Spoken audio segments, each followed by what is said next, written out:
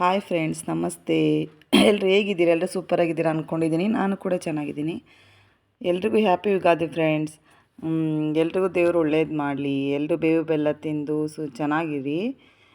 ನೋಡಿ, ಇದು ಬೆಳಗ್ಗೆಯಿಂದನೇ log start ಮಾಡಿದ್ದೀನಿ ನಾನು. ಅಂದರೆ ಹಬ್ಬದ ದಿನ ಗೊತ್ತಲ್ಲ, ತುಂಬ ಬ್ಯುಸಿ ಇರ್ತೀವಿ. ಬಟ್ ಅದರಲ್ಲೇ ಸ್ವಲ್ಪ ತೋರಿಸೋಣ ನಿಮಗೂ ಯಾವ ಥರ ಹಬ್ಬ ಮಾಡಿದ್ವಿ ಅಂತ ತೋರಿಸ್ತಾ ಇದ್ದೀನಿ ನೋಡಿ. ದೇವಸ್ಥಾನ ಇದು ಸಂಜೆ ಹೋಗಿದ್ದು ಟೆಂಪಲ್ಗೆ. ಆದರೆ ಬೆಳಗ್ಗೆ ಫಸ್ಟು ನೋಡಿದ ತಕ್ಷಣ ನಿಮಗೆ ದೇವ್ರು ತೋರಿಸಿದ್ರೆ ಒಳ್ಳೇದಲ್ವಾ ಅಂತ ಹೇಳ್ಬಿಟ್ಟು ದೇವ್ರದ್ದು ವಿಡಿಯೋ ಹಾಕ್ತಾಯಿದ್ದೀನಿ. ಹಬ್ಬ ಎಲ್ಲ ಮುಗಿಸ್ಕೊಂಡು ಸಂಜೆ ದೇವಸ್ಥಾನಕ್ಕೆ ಹೋಗಿದ್ದಿದ್ದು ನಾವು. ಇದು ನೋಡಿ, ಮೂಕಾಂಬಿಕಾ ದೇವಸ್ಥಾನ, ನಮ್ಮ ಅಮ್ಮನ ಮನೆ ಹತ್ರ ಇರೋದಿದು. ಅಲ್ಲಿಗೆ ಹೋಗಿ ಪೂಜೆ ಮಾಡಿಸ್ಕೊಂಡು ಬಂದ್ವಿ ಹಬ್ಬ ಎಲ್ಲ ಮುಗಿದ್ಮೇಲೆ. ನೋಡಿ ಫ್ರೆಂಡ್ಸ್, ಇದು ನಮ್ಮ ಮನೇಲಿ ಪೂಜೆ ಮಾಡಿದ್ದಿದ್ದು, ನಮ್ಮ ಮನೆ ದೇವರಿಗೆ.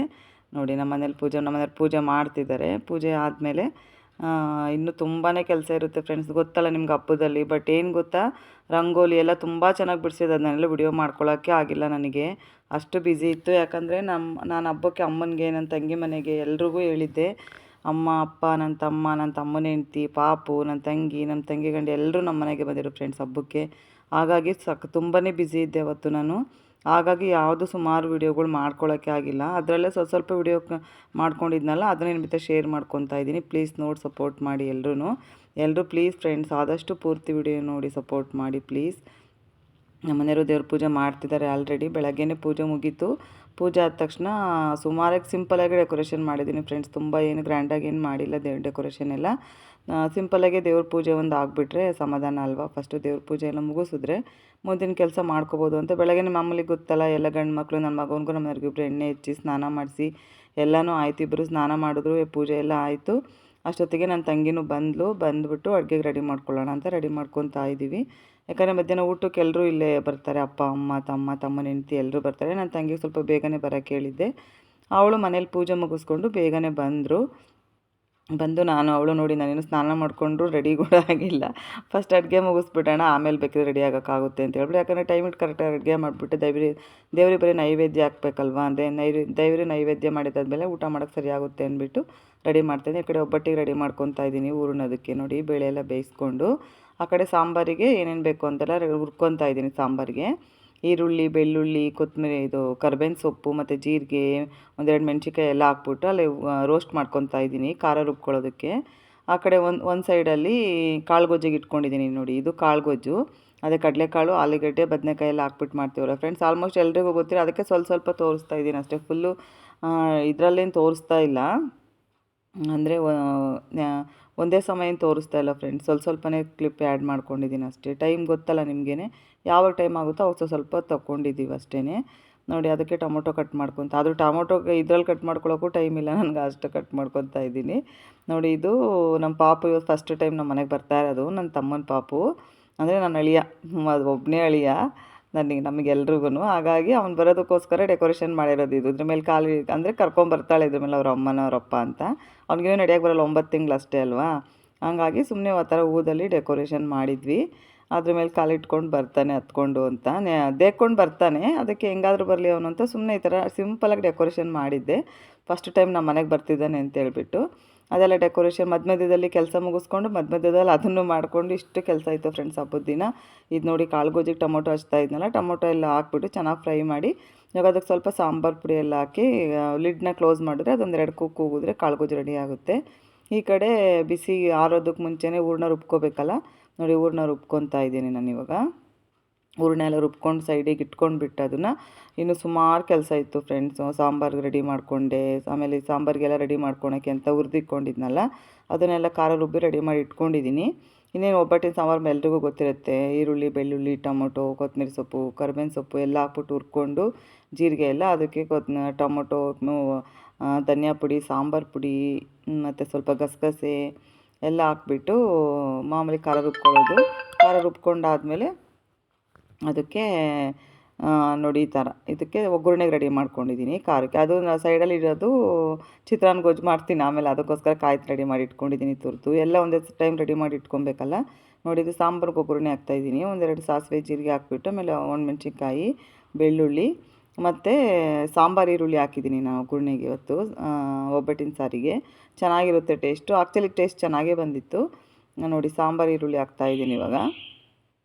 ಸಾಂಬಾರು ಈರುಳ್ಳಿ ಹಾಕಿದ್ಮೇಲೆ ಸ್ವಲ್ಪ ಚೆನ್ನಾಗೆಲ್ಲ ರೋಸ್ಟ್ ಆದಮೇಲೆ ಅದಕ್ಕೆ ಸಾಂಬಾರು ಹಾಕ್ಬಿಟ್ಟು ಸ್ವಲ್ಪ ಸಾಂಬಾರು ಕುದಿಸ್ಬಿಟ್ರೆ ಸಾಂಬಾರು ರೆಡಿ ಆಗುತ್ತೆ. ಗೊತ್ತಲ್ಲ ಹಬ್ಬಗಳಲ್ಲಿ ಸುಮಾರು ಒಂದು 12-13 ಜನ ಆಗ್ತೀವಿ ಇವತ್ತು ಊಟಕ್ಕೆ ನಮ್ಮ ಮನೇಲಿ. ಹಾಗಾಗಿ ಸ್ವಲ್ಪ ಜಾಸ್ತಿನೇ ಮಾಡ್ಕೊತಾ ಇದ್ದೀನಿ. ನೋಡಿ ಇದು ಸಾಂಬಾರಿಗೆಲ್ಲ ರುಬ್ಬಿ ರೆಡಿ ಮಾಡ್ಕೊಂಡು ಇಟ್ಕೊಂಡಿದ್ದೆನಲ್ಲ, ಅದನ್ನು ಬೇಳೆ ಕಟ್ಟಿತ್ತಲ್ಲ ಅದಕ್ಕೆ ಹಾಕಿ ರೆಡಿ ಮಾಡಿ ಇಟ್ಕೊಂಡಿದ್ದೀನಿ. ಅದನ್ನೆಲ್ಲ ಇವಾಗ ಮಿಕ್ಸ್ ಮಾಡಿಬಿಟ್ಟು ಇದಕ್ಕೆ ಹಾಕಿದ್ರೆ ನಾವು ಆಮೇಲೆ ಎಷ್ಟು ಬೇಕೋ ಅಷ್ಟು ನೀರು ಆ್ಯಡ್ ಮಾಡ್ಕೊಬೋದು. ಹಾಗಾಗಿ ಅದು ಸ್ವಲ್ಪ ಚೆನ್ನಾಗಿ ರೋಸ್ಟ್ ಆಗಬೇಕು ಈರುಳ್ಳಿ ಎಣ್ಣೆಯಲ್ಲಿ, ಆವಾಗ ಚೆನ್ನಾಗಿ ಬರುತ್ತೆ ಸಾಂಬಾರಿಗೆ ಟೇಸ್ಟು. ನೋಡಿ ಇದೆಲ್ಲ ಎಷ್ಟು ಚೆನ್ನಾಗಿದೆ ಅಂತ ಹೇಳ್ಬಿಟ್ಟು ಸಾಂಬಾರಿಗೆ ರೆಡಿ ಮಾಡ್ಕೊತಾ ಇದ್ದೀನಿ. ಇದು ಎಲ್ಲ ಖಾರ ಎಲ್ರಿಗೂ ಗೊತ್ತಿರುತ್ತೆ ಫ್ರೆಂಡ್ಸ್. ಒಬ್ಬೊಬ್ಬರು ನಂತರ ಒಬ್ಬಟ್ಟಿನ ಸಾರು ಮಾಡ್ತಾರೆ. ನೀವು ಯಾವ ಥರ ಮಾಡ್ತೀರಾ ಅಂತ ಪ್ಲೀಸ್ ಕಮೆಂಟ್ ಮಾಡಿ. ನಾನು ನೆಕ್ಸ್ಟ್ ಅದೇ ಥರ ಟ್ರೈ ಮಾಡ್ತೀನಿ. ಅಂದರೆ ನಾನು ಫುಲ್ಲು ಒಂದೇ ಥರ ಇದರಲ್ಲಿ ತೋರಿಸಿಲ್ಲ ಫ್ರೆಂಡ್ಸ್, ಏನೇನು ಹಾಕಿದ್ದೀನಿ ಅಂತ ಸ್ವಲ್ಪನೇ ಆ್ಯಡ್ ಮಾಡ್ಕೊಂಡಿದ್ದೀನಿ, ಬೇಜಾರು ಮಾಡ್ಕೊಬೇಡಿ. ನೋಡಿ ಇದು ಯಾಕಂದರೆ ಅವತ್ತು ಯಾರೂ ಫ್ರೀ ಇರಲ್ಲ ವಿಡಿಯೋ ಮಾಡ್ಕೊಡೋದಕ್ಕೆ. ಎಲ್ಲರೂ ಒಂದೊಂದು ಕೆಲಸದಲ್ಲಿ ಪೂಜೆ ಮಾಡೋದೊಬ್ಬರು, ಕೆಲಸ ಏನೇನೋ ಸ್ವಲ್ಪ ಬಾಳೆ ಎಲೆ ಥರದೊಬ್ರು, ಹಿಂಗೆಲ್ಲ ಬ್ಯುಸಿ ಇರ್ತಾರೆ ಹಬ್ಬಗಳಲ್ಲಿ. ದೇವ್ರಿಗೆ ಪೂಜೆ ಮಾಡೋದ್ರಿಂದ ಹಿಡಿದು ಎಲ್ಲ ಕೆಲಸನೂ ಇರುತ್ತಲ್ವ. ಹಾಗಾಗಿ ನನಗೆ ಎಷ್ಟಾಗುತ್ತೋ ಅಷ್ಟು ಕ್ಲಿಪ್ ಆ್ಯಡ್ ಮಾಡಿದ್ದೀನಿ. ನೋಡಿ ಈಗ ಸಾಂಬಾರು ಹಾಕ್ಬಿಟ್ಟು ಇದಕ್ಕೆ ನಮ್ಗೆ ಇವಾಗ ತುಂಬ ಗಟ್ಟಿ ಇದೆ ಅಲ್ವಾ ನಾವು ಖಾರ ರುಬ್ಕೊಂಡಿರೋದಾಗ, ಇದಕ್ಕೆ ಎಷ್ಟು ಬೇಕೋ ಅಷ್ಟು ನೀರು ಆ್ಯಡ್ ಮಾಡಿಕೊಂಡ್ರೆ ಅದು ಸರಿಯಾಗುತ್ತೆ. ನಾನು ಸ್ವಲ್ಪ ಜಾಸ್ತಿನೇ ಮಾಡ್ತೀನಿ, ಯಾಕಂದರೆ ಅಮ್ಮ ಮನೆ ತಂಗಿ ಮನೆ ಎಲ್ರಿಗೂ ಬರ್ತಾರಲ್ವ, ಹಾಗಾಗಿ ಸ್ವಲ್ಪ ಜಾಸ್ತಿನೇ ಮಾಡ್ತೀನಿ. ನೋಡಿ ನನ್ನ ಮಗನ ಅವ್ನ ಫ್ರೆಂಡ್ಸಿಗೆ ಒಂದಿಬ್ಬರಿಗೆ ಹೇಳಿದ್ದೀನಿ ಅಂತ, ಗೊತ್ತಿಲ್ಲ ಅವ್ರು ಊಟಕ್ಕೆ ಬರ್ತಾರೋ ಇಲ್ವೋ ಅಂತ. ಬಂದರೆ ಎಲ್ರಿಗೂ ಆಗಲಿ ಅಂದ್ಬಿಟ್ಟು ಸ್ವಲ್ಪ ಜಾಸ್ತಿನೇ ಮಾಡ್ತಾಯಿದ್ದೀನಿ ಫ್ರೆಂಡ್ಸ್. ನೋಡಿ ನಮ್ಗೆ ಎಷ್ಟು ಬೇಕೋ ಅಷ್ಟು ನೀರು ಆ್ಯಡ್ ಮಾಡಿಕೊಂಡು ಆಮೇಲೆ ಅದಕ್ಕೆ ರುಚಿಗೆ ತಕ್ಕಷ್ಟು ಉಪ್ಪು ಹಾಕ್ತಾಯಿದ್ದೀನಿ. ಈ ಕಡೆ ಸಾಂಬಾರೆಲ್ಲ ಕುದಿಯೋಷ್ಟೊತ್ತಿಗೆ ಚಿತ್ರಾನ್ನ ಗೊಜ್ಜು ಮತ್ತು ಇನ್ನು ಬೀನ್ಸ್ ಪಲ್ಯ ಎಲ್ಲ ಮಾಡ್ಕೋಬೇಕು ಫ್ರೆಂಡ್ಸ್. ಕೋಸಂಬರಿ ಎಲ್ಲ ರೆಡಿ ಮಾಡ್ಕೊಬೇಕಲ್ವ.